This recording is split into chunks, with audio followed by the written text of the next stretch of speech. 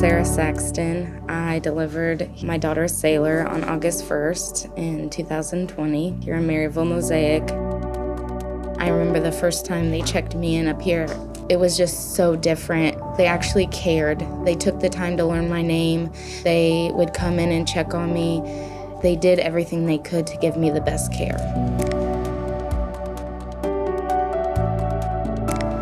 Even though it was a little more of a drive from my work, I chose to come here.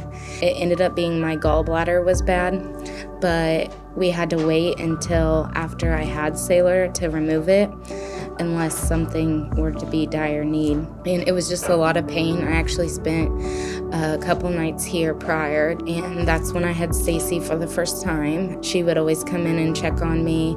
I remember one time I was crying because it hurt so bad, and she asked me to rate the pain, and I tried to just say it wasn't that bad. And she's like, "I see you're crying. We understand. But in order to help you, you gotta be honest." So I ended up telling her, yeah, it was definitely like a 9 or a 10. And so she was able to get me some more help.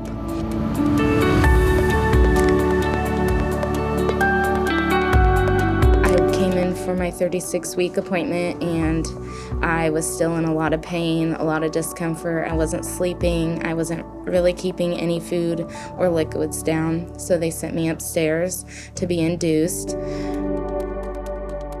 I didn't react well to something, and me and Sailor both started to crash, so we had an emergency C-section. And I remember Stacy and Dr. Kinderconnect being in there and grabbing my hand and telling me everything was gonna be okay. When she came out, there was no crying. That's when I was told she would probably be life-flighted to Children's Mercy. So Stacy ended up coming in, even though I know that she had been here all day because I had been here all day.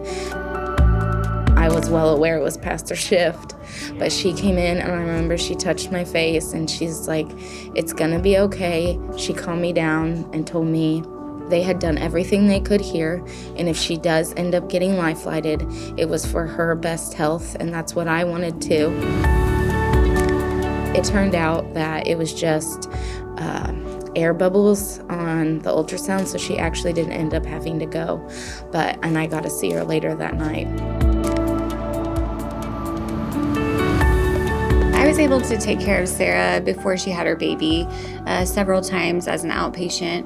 Felt like I was able to bond with her even before she came to have her baby. So that was nice to get to know her and her husband and form that relationship prior to the delivery process. So with that consistency of care, I was able to provide answers to Sarah's questions. I felt it was important to just go check in on her and make sure she was doing okay. I know she was just feeling very emotional, so I just wanted to go in and check, even though it was after shift change. Just staying late for her was really important to me because of the bond that we had built during her labor process.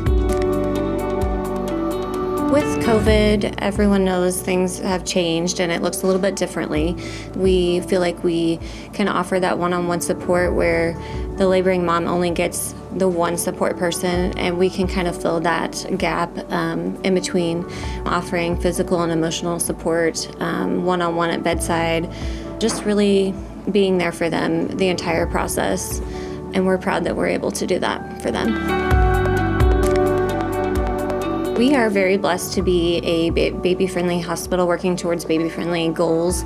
Evidence-based practice is very important to us, and so we do a lot of research on what would be the best evidence-based practice things to do. Some of those things are bonding with mother and baby, doing the skin-to-skin right after delivery as long as they want to. We do the delayed cord clamping, and really just keeping the mom and babe together through the whole process. Keeping that family unit together is our first priority postpartum to recovery. Because we are a smaller hospital, I feel like you get a little bit more one-on-one care. Here we take care of the laboring mom one-on-one, providing that emotional and physical support all the way through to recovering postpartum and taking care of the baby. So you're able to know what went on through that birthing process and right into the postpartum process. My name is Kathy Brand. I'm a registered nurse. I've worked here at this hospital for 45 years. The St. Francis Foundation has been working on a campaign to provide us with some needed equipment. We are so close to getting a birthing bed for our birthing moms, a CPAP for our newborns that have that transitional need to help them have some respiratory support, fetal monitor for the moms and babies that are in labor so that we can monitor them closely and keep them safe. From the 45 years I've been here, and I have always noticed the amazing support from our foundation and our community, and we really would appreciate a little extra nudge to help us get to what we need to do the best for our moms and babies.